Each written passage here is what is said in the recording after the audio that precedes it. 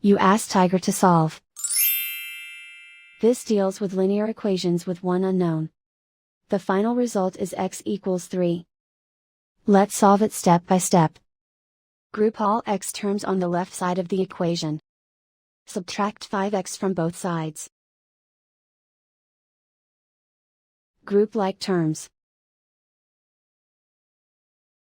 Simplify the arithmetic. Group like terms. Simplify the arithmetic. Group all constants on the right side of the equation. Subtract 2 from both sides. Simplify the arithmetic.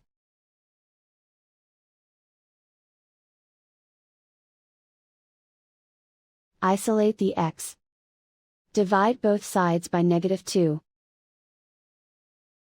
Cancel out the negatives.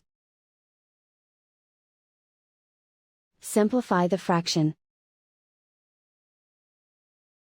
Cancel out the negatives.